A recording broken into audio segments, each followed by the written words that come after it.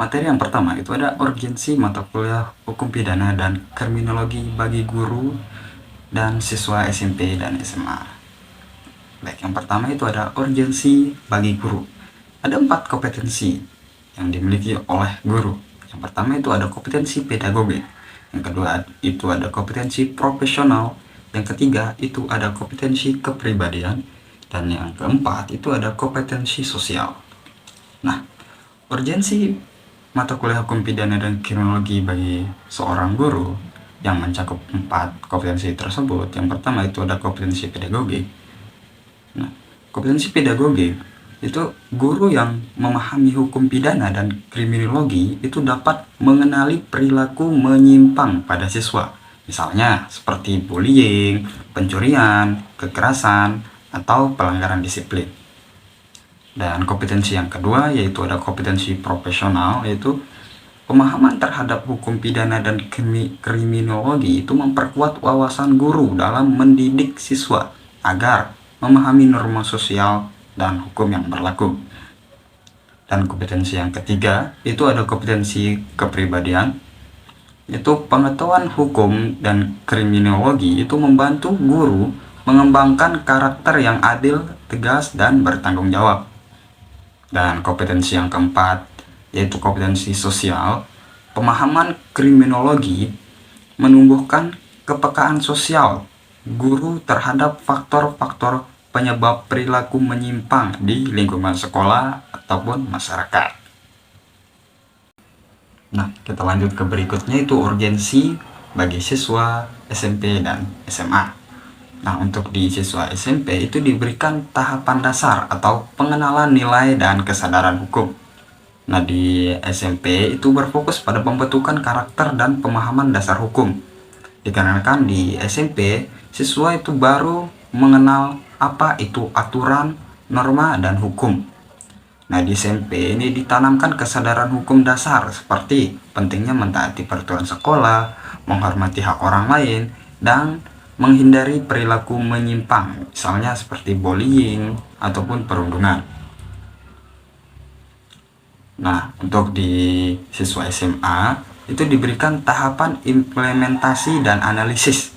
Di SMA ini berfokus pada pemahaman konseptual dan penerapan nilai hukum. Dikarenakan di SMA siswa sudah mulai mampu berpikir abstrak dan kritis, jadi pembelajaran bisa lebih dalam. Nah, di SMA itu diajarkan konsekuensi hukum dari tindakan, misalnya kasus hukum remaja, cybercrime, atau pelanggaran HAM. Dan juga di SMA ini nantinya mendorong siswa menganalisis sebab dan akibat dari perilaku kriminal. Dan juga di SMA nanti itu akan mengembangkan kemampuan reflektif dan tanggung jawab sosial.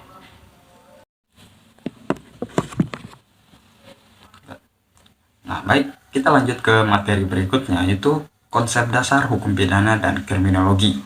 Nah, mungkin teman-teman di sini belum tahu apa itu hukum pidana dan kriminologi.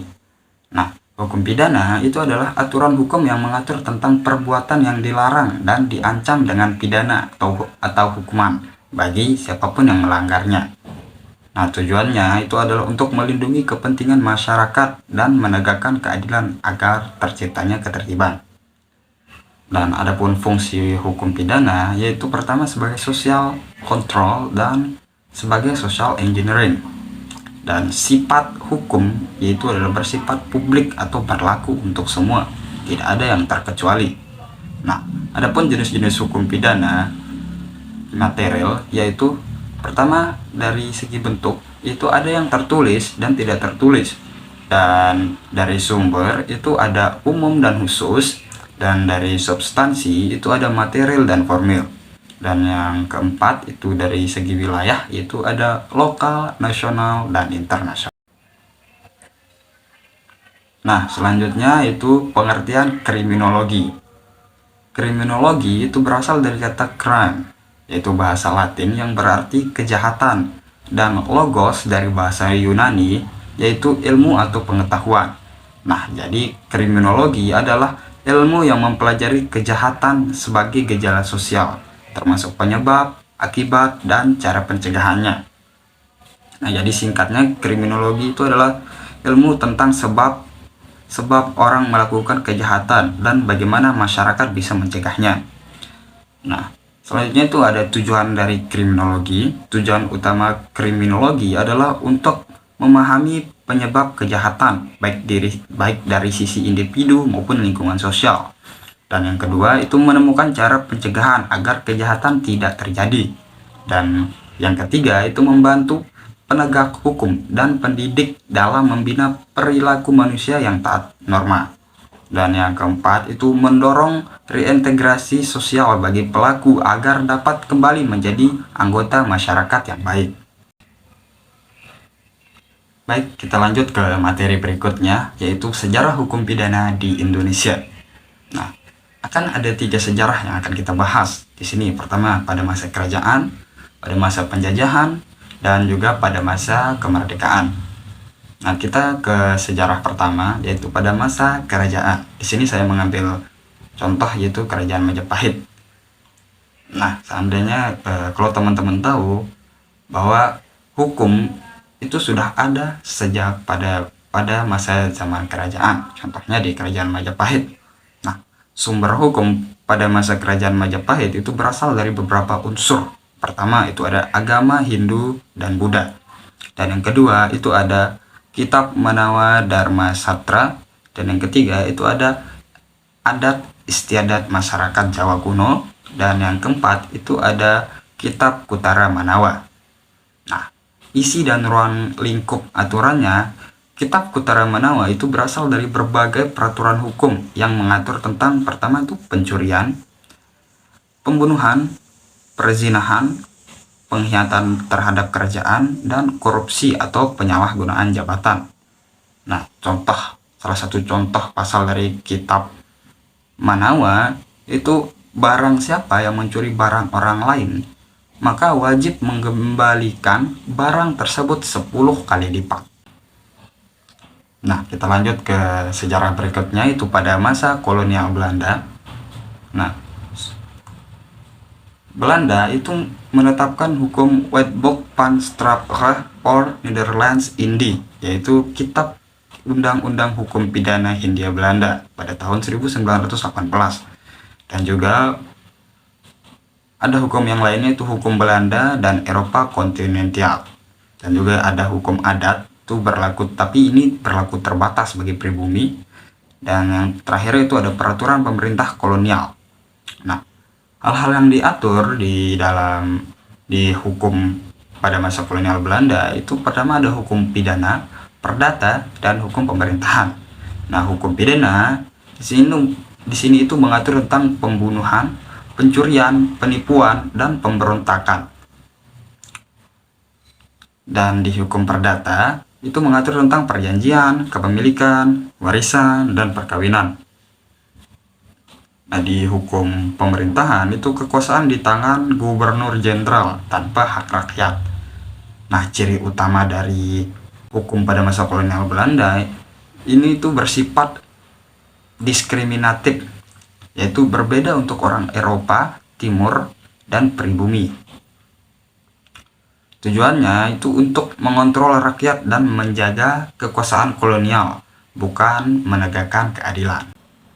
Nah, baik, kita lanjut ke masa kemerdekaan. Nah, sumber hukum pada masa kemerdekaan ini tuh ada Undang-Undang 1945 yang dimana sebagai dasar hukum tertinggi, dan KUHP yang dimana itu adalah Kitab Undang-Undang Hukum Pidana, yaitu adalah warisan Wetboek van Strafrecht voor Nederlands Indie yang masih berlaku tetapi sudah disesuaikan dengan nilai Pancasila. Dan yang ketiga itu ada peraturan perundang-undangan nasional seperti undang-undang, PP, Perda, dan lain-lain. Dan yang keempat itu ada hukum adat dan hukum Islam. Nah, hal-hal yang diatur di hukum pada masa kemerdekaan ini itu tidak jauh beda dengan Belanda. Yang pertama itu ada hukum pidana, hukum perdata, dan hukum tata negara. Nah, hukum pidana itu mengatur tentang kejahatan umum seperti pembunuhan, pencurian, korupsi, dan terorisme. Dan di hukum perdata itu mengatur tentang perjanjian, perkawinan, warisan, dan tanggung jawab. Dan di hukum tata negara itu mengatur tentang pembagian kekuasaan, hak warga negara, dan sistem pemerintahannya. Nah, ciri utama dari hukum pada masa kemerdekaan ini itu berlaku sama untuk seluruh warga negara atau tidak ada diskriminatif, dan bertujuan untuk menegakkan keadilan, ketertiban, dan perlindungan hak asasi manusia. Dan hukum pada masa kemerdekaan ini itu berlandaskan pada Pancasila dan semangat kemerdekaan.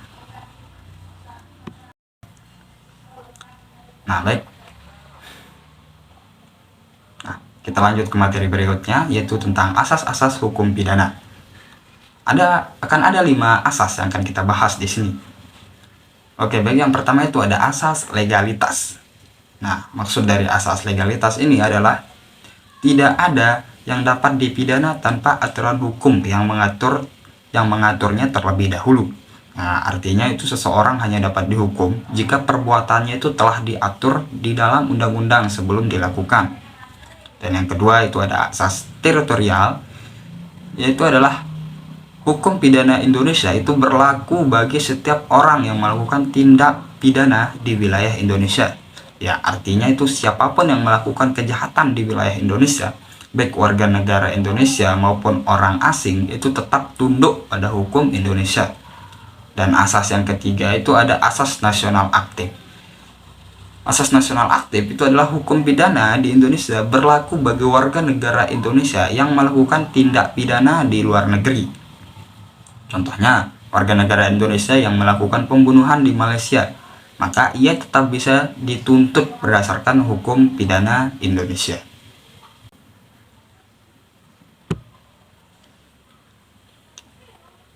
Nah, yang keempat itu ada asas nasional pasif, yang dimana hukum pidana Indonesia berlaku bagi orang asing di luar negeri yang melakukan tindak pidana terhadap kepentingan Indonesia atau warga negara Indonesia. Contoh, warga negara asing menyerang kedutaan Indonesia di luar negeri, maka ia dapat dikenai hukum pidana Indonesia.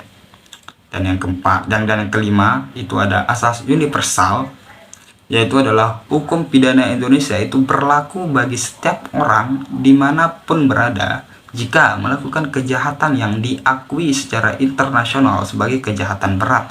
Contohnya seperti genosida, terorisme, dan kejahatan manusia. Nah, ini bertujuan untuk melindungi kepentingan kemanusiaan dan ketertiban dunia.